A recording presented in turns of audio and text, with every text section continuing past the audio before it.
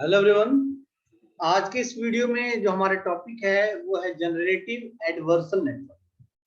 इससे पहले हमने न्यूरल नेटवर्क के बारे में पढ़ा और न्यूरल नेटवर्क के डिफरेंट डिफरेंट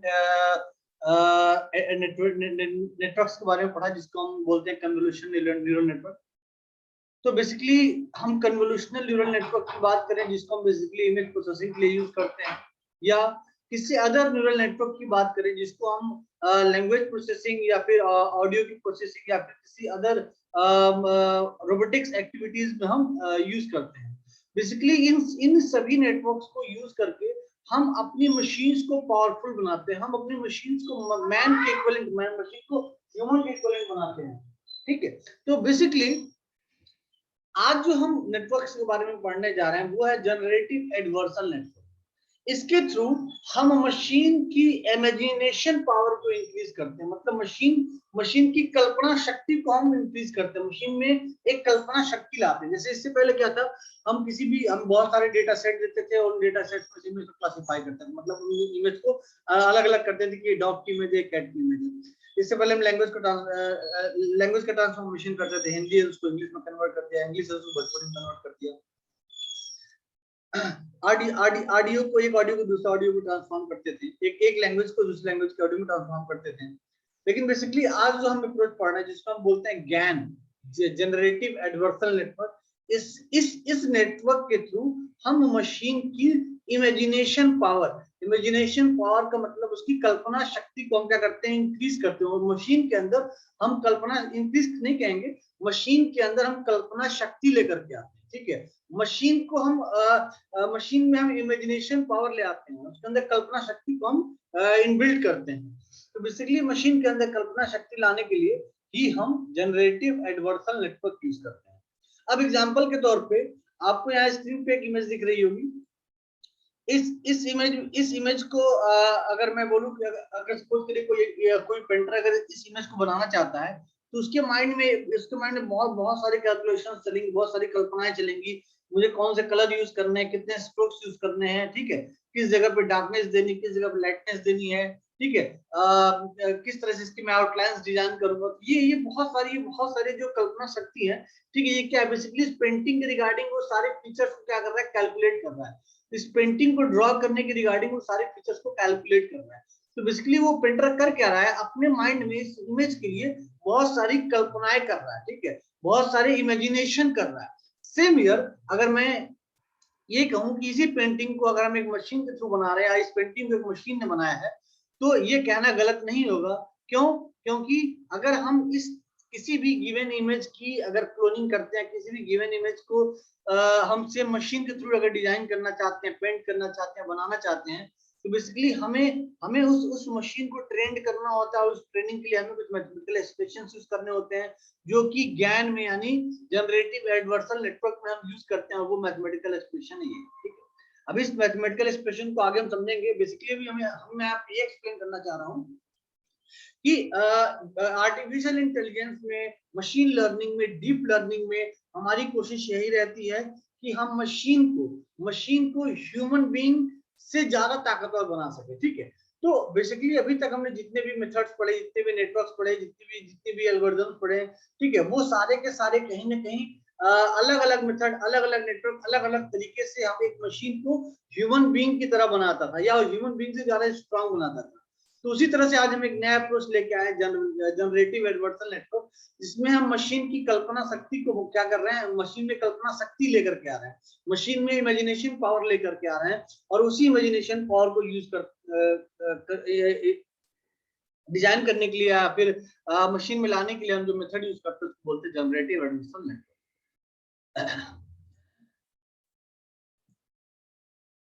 सो अब अगर यहाँ देखिए, अगर मैं ज्ञान को समझाने की कोशिश करूँ, बेसिकली ज्ञान करता क्या है, तो यहाँ पे आपको एक मोनालिसा की पेंटिंग दिख रही हो, ठीक है, और राइट साइड में एक और पेंटिंग, एक लेडीज की पेंटिंग है जिसको रवि वर्मा एक बहुत मशहूर पेंटर है जिन्होंने इस पेंटिंग को बनाया है। लेकिन इन दोनों पेंटिंग को, इस पेंटिंग को, मोनालिसा की पेंटिंग को और इस रवि वर्मा द्वारा बनाए गए इस लेडी की पेंटिंग को हमने क्या किया, यहाँ पे क्लब करके, ठीक है, या इन दोनों इमेजेस को यूज करके हमने अपनी इमेजिनेशन पावर लगा के हमने एक नई इमेज बना दी, ठीक है। वो ये इमेज बीच वाली है, ठीक है। तो कहीं ना कहीं अगर देखा जाए तो जो जो ज्ञान है हमारा, जनरेटिव एडवर्सल नेटवर्क है, वो बेसिकली यही करता है। वो ओल्ड पिक्चर्स की इंफॉर्मेशन को एज अ रॉ डेटा की तरह यूज करता है, ठीक है।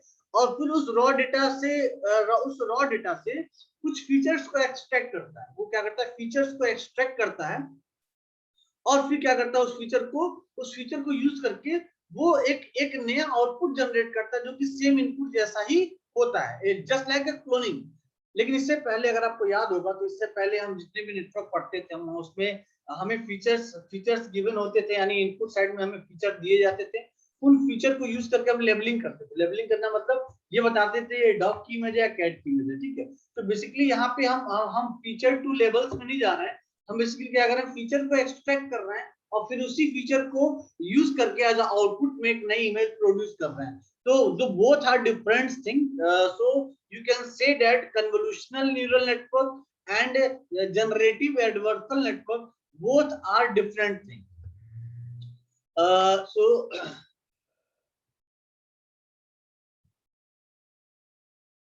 अगर हम कन्वोल्यूशनल न्यूरल नेटवर्क की अगर बात करें, ठीक है, तो बेसिकली अगर हम ज्ञान की बात करें, जनरेटिव एडवर्सल नेटवर्क की अगर बात करें, तो बेसिकली जनरेटिव एडवर्सल नेटवर्क में हमारे दो दो मेन प्लेयर्स हैं जिनपे पूरा का पूरा नेटवर्क टिका होता है। पहला प्लेयर होता है हमारा जनरेटर। तो पहला प्लेयर हमारा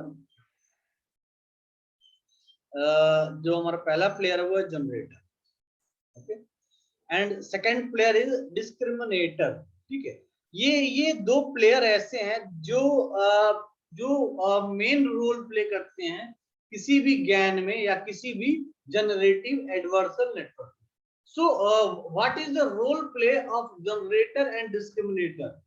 तो बेसिकली मैंने आपको बताया कि हम जो ज्ञान यूज कर रहे हैं वो ज्ञान बेसिकली किसी भी गिवन इनपुट डेटा सेट्स के फीचर को निकाल के उन्हीं फीचर को यूज करके एक नया आउटपुट जनरेट कर रहा है जो कि हमारे इनपुट से मैच करता है, ठीक है। यानी बेसिकली क्या कर रहे हैं, एक ओल्ड इमेज को लेकर के उसकी जैसी एक इमेज बना रहे हैं। जैसे आपने देखा होगा आजकल बहुत सारे एप्स आ रहे हैं जिसमें आप अपनी फोटो डालते हैं, वो आपकी बचपन की फोटो बना देता है, या फिर आपके 60 साल बाद की फोटो, आपकी 60 साल बाद आप कैसे दिखेंगे वैसी फोटो बना देता है। तो बेसिकली वो करता क्या, वो एप्लीकेशन एक जनरेटिव एडवर्सल नेटवर्क को फॉलो करता है और आपके इमेज को as a raw data use करते हुए उस इमेज के फीचर्स को एक्सट्रैक्ट करता है और उस फीचर को एक्सट्रैक्ट करने के बाद वो किसी ओल्ड एज पर्सन के उस फीचर्स को इसमें ऐड करके एक नया आउटपुट जनरेट करता है जो कि आपके इनपुट से अप्रोक्सीमेटली मैच करता है। जो कि इनपुट साइड में जो इमेज है वो ये रिप्रेजेंट करती है कि आप आज कैसे दिखते हैं, और आउटपुट साइड में जो इमेज है वो भी आपकी इमेज है जो ये बताती है कि आप 60 साल बाद या 80 साल बाद कैसे दिखेंगे। तो बेसिकली जब हम जनरेटिव एडवर्सल नेटवर्क की बात करते हैं तो यहाँ दो मेन गेम प्लेयर हैं, पहला हमारा जनरेटर और दूसरा डिस्क्रिमिनेटर। तो बेसिकली जनरेटर की अगर बात करें तो जनरेटर भी एक न्यूरल नेटवर्क है और डिस्क्रिमिनेटर भी एक न्यूरल नेटवर्क है। तो आप ऐसे समझ सकते हैं कि जो ज्ञान है जनरेटिव एडवर्सल नेटवर्क है, ये ज्ञान दो तरह के न्यूरल नेटवर्क से मिलकर बना होता है। जो पहला न्यूरल नेटवर्क हम यूज करते हैं उसको बोलते हैं जनरेटर, और जो दूसरा न्यूरल नेटवर्क हम यूज करते हैं उसको बोलते हैं डिस्क्रिमिनेटर। तो बेसिकली जो हम जनरेटर यहाँ यूज करते हैं बेसिकली यही जनरेटर हमारे रॉ डेटा यानी जो हमारे इनपुट सेट है उस इनपुट सेट के फीचर्स को एक्सट्रैक्ट करके, ठीक है, एक नई इमेज को जनरेट करता है जिसको हम बोलते हैं फेक इमेज। हमारे इनपुट सेट में जो डेटा है वो रियल इमेज है, उस इमेज को यूज करके हमारा जनरेटर क्या करता है, एक फेक इमेज जनरेट करता है। अब जो दूसरा न्यूरल नेटवर्क यानी दूसरा प्लेयर जो है जिसको हम डिस्क्रिमिनेटर बोल रहे हैं, बेसिकली ये डिस्क्रिमिनेटर क्या करता है, हमारे आउटपुट जनरेटर के आउटपुट साइड में जो इमेज आई है उस इमेज को एज अ इनपुट ये डिस्क्रिमिनेटर लेता है, और जो रियल इमेज है, ठीक है, उस रियल इमेज को भी एज अ इनपुट लेता है और इन दोनों को क्या करता है, कंपेयर करता है, डिस्क्रिमिनेशन करता है, उनमें भेदभाव करता है, चेक करता है कि दोनों किस हद तक सही एक दूसरे से मिलते हैं। तो कहने का मतलब ये है, ये जो जनरेटर है धोखा देने का काम करता है और डिस्क्रिमिनेटर जो है उस फेक इमेज में गलतियों को पकड़ करके जनरेटर को स्लैप करता है, तो थप्पड़ मारता है कि नहीं तुमने जो बनाया वो बिल्कुल गलत है। तो कहीं ना कहीं जनरेटर और डिस्क्रिमिनेटर एक दूसरे को गलत करने की कोशिश करते हैं। जैसे कि जनरेटर उस ओरिजिनल इमेज का फेक इमेज बनाता रहता है, डिस्क्रिमिनेटर उसको डिस्कार्ड करता है, फिर जनरेटर उस इमेज को और अपग्रेड करता है और उसको और क्रिएट करता है, और ताकि डिस्क्रिमिनेटर उस दोनों गलतियों को, उस फेक को आइडेंटिफाई ना कर सके। फिर डिस्क्रिमिनेटर उन फेक को आइडेंटिफाई कर लेता है, फिर जनरेटर क्या करता है, उसमें और ज्यादा कुछ चेंजेस करता है, कुछ पैरामीटर्स में मैनिपुलेशन करता है, ठीक है। तो ये जो इटरेशन चल रहा है, एक बार जनरेटर ने अपना ऑपरेशन परफॉर्म किया, फिर डिस्क्रिमिनेटर ने उसको चेक किया, डिस्क्रिमिनेटर और जनरेटर ने कुछ लॉस फाइंड आउट किया, जिस लॉस के बिहाफ पे डिस्क्रिमिनेटर ने जनरेटर को बोला नहीं ये गलत है, जनरेटर ने फिर कुछ अपना अपडेशन किया और इमेज को और फेक बनाने की कोशिश किया ताकि डिस्क्रिमिनेटर उसको पकड़ ना पाए। ये जो प्रोसेस है ये तब तक चलता रहता है जब तक इक्विलिब्रियम स्टेज ना आ जाए कि डिस्क्रिमिनेटर ये कह दे कि हाँ this is your real image, ठीक है। तो बेसिकली अगर जनरेटर की बात करें तो ये आप जानते हैं कि जब भी हम कोई नेटवर्क यूज करते हैं तो वो नेटवर्क ट्रेनिंग के दौरान, ठीक है, ऐसा नहीं है कि वो इनिशियली जो आउटपुट प्रोड्यूस करेगा वो हमारे एक्सपेक्टेड आउटपुट से मीट होगी। तो कहीं ना कहीं न्यूरल नेटवर्क को ट्रेनिंग के दौरान हम कुछ एक्टिवेशन फंक्शन यूज करते हैं, ठीक है, चाहे वो सिग्माइड फंक्शन हो, चाहे रेलू फंक्शन हो, चाहे कोई फंक्शन हो। बैच नॉर्मलाइजेशन यूज करते हैं पैरामीटर्स को नॉर्मलाइज करने के लिए, ठीक है। कन्वोल्यूशनल इसमें हम कन्वोल्यूशनल लेयर भी यूज करते हैं क्योंकि हम इमेजेस यूज कर रहे हैं। तो बेसिकली एक जनरेटर के पीछे आप देखिए कई तरह के ऑपरेशंस परफॉर्म हो रहे हैं, कई तरह के नेटवर्क्स यूज हो रहे हैं। जैसे हम एज अ फंक्शन हम एक रेलू एक्टिवेशन फंक्शन यूज कर रहे हैं, बैच नॉर्मलाइजेशन मेथड को यूज कर रहे हैं, कन्वोल्यूशनल लेयर को यूज कर रहे हैं। तो कहीं ना कहीं जनरेटर जो है कई सारे मेथड्स और कई सारे मेथड्स और कन्वोल्यूशनल लेयर को मिला के बनता है। और डिस्क्रिमिनेटर बेसिकली एक सिंगल नेटवर्क होता है जो कि एक क्लासिफायर की तरह काम करता है। क्लासिफायर मतलब वो उसके पास दो इमेजेस होती हैं, ओरिजिनल इमेज और फेक इमेज, वो क्लासिफाई करता है कि दोनों सेम है या नहीं सेम है, ठीक है। तो बेसिकली जनरेटर जो है, सॉरी डिस्क्रिमिनेटर जो है एक क्लासिफायर की तरह काम करता है, और जनरेटर जो है एक तरह से समझिए जो डिस्क्रिमिनेटर है, ठीक है, वो एक तरह से लीनियर क्लासिफायर है, ठीक है, लीनियर क्लासिफायर है। और ये जो जनरेटर होता है, बेसिकली जनरेटर एक तरह से अनसुपरवाइज्ड लर्निंग बेस्ड अप्रोच पे काम करता है, ठीक है। तो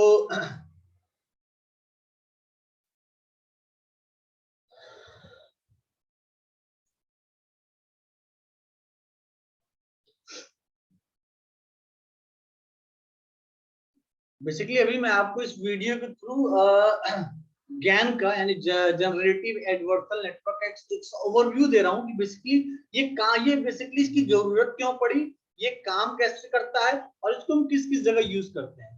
तो बेसिकली अभी तक हमने ये समझ लिया कि बेसिकली ज्ञान का यूज ज्ञान को हम क्यों यूज करना चाहते हैं, ठीक है, ताकि हम मशीन के अंदर इमेजिनेशन पावर ला सकें, ताकि वो किसी भी एक इमेज को किसी भी अदर तरह की इमेज में कन्वर्ट कर सके।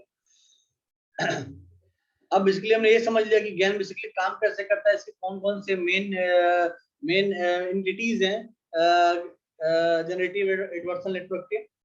अब बेसिकली एप्लीकेशन की अगर बात करें तो जो ज्ञान है, ठीक है, जनरेटिव एडवर्सल नेटवर्क जो है, इसको बेसिकली आपने देखा होगा आजकल एक ऐप आया हुआ है जिसमें हम कोई भी किसी की भी इमेज डाल दें और एक वीडियो बन के आती है, इसमें वो बोलता है आई ओ। तो इस तरह की आप मतलब कहने का मतलब ये है कि आप किसी भी इमेज को डाल रहे हैं, ठीक है, किसी भी इमेज को डाल रहे हैं, और बेसिकली हमारा जो एप्लीकेशन है वो ज्ञान नेटवर्क को यूज करके उस स्पेसिफिक इमेज को एक ऑडियोबल वीडियो के फॉर्म में कन्वर्ट करता है। मतलब हमारा इमेज जो कि बोल नहीं सकता है, उस इमेज से हमारा ये एप्लीकेशन, हमारा ये जनरेटिव एडवर्सल नेटवर्क उस इमेज को एक एक्टिव वीडियो में बदल देता है, जिसमें वो इमेज एक हमें बोलता हुआ प्रतीत होता है, हमें बोलता हुआ दिखता है। तो कहने का मतलब ये है कि हम ज्ञान का यूज किसी भी इमेज को एक ऑडिबल फॉर्म में उसको हम कन्वर्ट कर सकते हैं। इसके लिए बेसिकली ज्ञान करता क्या है जैसे सपोज करिए हम मोनालिसा की पेंटिंग है, तो बेसिकली इस मोनालिसा की पेंटिंग के फेस की जो भी पोजीशंस है, पोजीशंस को हम यूज करते हुए, और जब हम इस मोनालिसा की पेंटिंग की जो फेशियल एक्सप्रेशंस है, ठीक है, उसके डायमेंशंस को यूज करते हुए साथ ही साथ हम कुछ ह्यूमन बींग्स के डिफरेंट डिफरेंट फेशियल एक्सप्रेशन को, जिसमें वो बोल रहे होते हैं, कुछ कह रहे होते हैं, और उन बोलने और कहने के दौरान उनका आंख का, मुंह का, उनके चिक का जो डिफरेंट डिफरेंट एक्सप्रेशंस है, उन डिफरेंट डिफरेंट एक्सप्रेशंस को हम रिकॉर्ड करते हैं। तो ये डिफरेंट डिफरेंट ह्यूमन बीइंग के ऑडिएबल फेशियल एक्सप्रेशन को जो हम रिकॉर्ड कर रहे हैं, वो 10,000 यूजर हो सकते हैं, 1,000 यूजर हो सकते हैं। तो डिफरेंट डिफरेंट यूजर के लाइव डेटा को हमने कैप्चर किया, एज वेल एज मोनालिसा की पेंटिंग को कैप्चर किया, जिससे मोनालिसा का फेशियल एक्सप्रेशन जिस ऑडिएबल इमेज वीडियो से ऑडिएबल एक्सप्रेशन से मैच करता होगा, उसके साथ हम क्लब करके एक मोनालिसा की बोलती हुई हम वीडियो जो है यहाँ पे जनरेट कर सकते हैं। तो ये एक एप्लीकेशन है कि हम किसी भी इमेज को एक ऑडिबल वीडियो के फॉर्म में कन्वर्ट कर सकते हैं। दूसरा एप्लीकेशन बेसिकली कुछ एप्लीकेशन तो हम ऑलरेडी ऊपर डिस्कस कर चुके हैं। दूसरा एप्लीकेशन है कि हम ज्ञान को यूज करके किसी भी ब्लैक एंड व्हाइट इमेज को, किसी भी ब्लैक एंड व्हाइट पिक्चर को हम कलर कर सकते हैं। आपको याद होगा मुगले आजम जब 1960 में बनी थी तो ब्लैक एंड व्हाइट में रिलीज हुई थी, लेकिन आई थिंक 2002 या 2003 में मुगले आजम को कलरफुल करके रिलीज किया गया था। तो उस समय उस मुगले आजम मूवी को कलर करने में 1.5 से 2 साल लग गए, ठीक है। लेकिन अगर हम ज्ञान का यूज करके, जनरेटिव एडवर्सल नेटवर्क का यूज करके अगर मुगले आजम को आज अगर कलरफुल वीडियो के फॉर्म में कन्वर्ट करने की कोशिश करें, तो आई थिंक महज हफ्ते से 2 हफ्ते ही लगेंगे और हमारी जो पूरी black and white Mughal-e Azam movie है वो कलर्ड मूवी में कन्वर्ट हो जाएगी। तो ये एक एप्लीकेशन है जनरेटिव एडवर्सल नेटवर्क का। अच्छा, ये तो अभी तक हमने बेसिकली ये देखा कि जनरेटिव एडवर्सल नेटवर्क का यूज करके बेसिकली हम यूज क्यों करते हैं, ठीक है, और वो नेटवर्क काम कैसे करता है, उसके क्या क्या एप्लीकेशंस है। तो ये सारी तो अभी हमने अच्छाइयाँ देख ली ज्ञान की। ज्ञान की कमियों को देखें कि ज्ञान से क्या क्या नुकसान हमारी टेक्नोलॉजी, हमारी सोसाइटी को हो सकता है।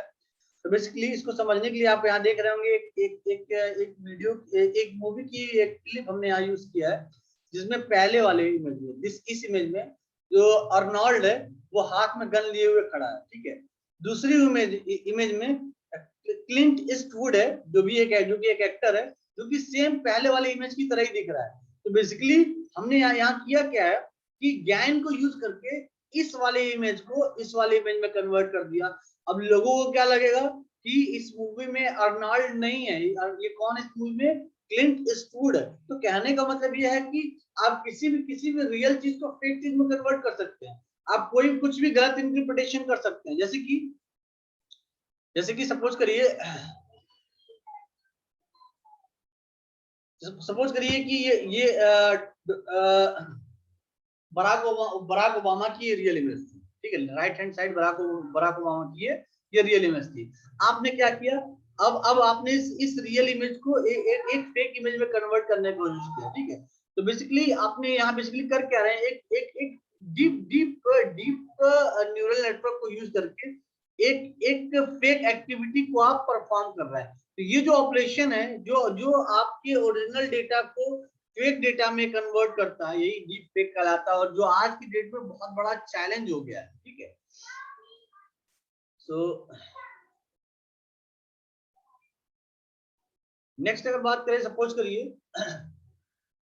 डोनाल्ड ट्रंप है, ठीक है। अगर डोनाल्ड ट्रंप के किसी 5 मिनट की स्पीच में, जिसमें वो सोसाइटी के लिए कुछ अच्छा बोल रहे हो, ठीक है, डेवलपमेंट की बात कर रहे हो, और दूसरे देशों से दोस्ती की बात कर रहे हो, नॉर्थ कोरिया से दोस्ती की बात कर रहे हो, तो ऐसी उनकी कोई एक इमेज जो है अगर सोशल मीडिया पे आई, और किसी ने उस कोई एक वीडियो सोशल मीडिया पे आई, और किसी ने उस वीडियो को ज्ञान यानी जनरेटिव एडवर्सल नेटवर्क पे अप्लाई करके एक फेक वीडियो बना दिया, जिसमें डोनाल्ड ट्रंप ये बोलते हुए दिख रहे हैं कि मैं नॉर्थ कोरिया पे अटैक कर दूंगा और नॉर्थ कोरिया का अस्तित्व खत्म कर दूंगा, जबकि उन्होंने ऐसा नहीं बोला। लेकिन ज्ञान का यूज करके हमने उस वीडियो पे गलत ऑडियो इंफॉर्मेशन डाल करके उस डोनाल्ड ट्रंप के फेशियल एक्सप्रेशंस को यूज करके हमने एक ऐसी वीडियो जनरेट कर दी जिसमें डोनाल्ड ट्रंप ये बोलते हुए दिख रहे हैं कि वो नॉर्थ कोरिया पे हमला करेंगे, उस युद्ध करेंगे और उसके अस्तित्व को खत्म कर देंगे।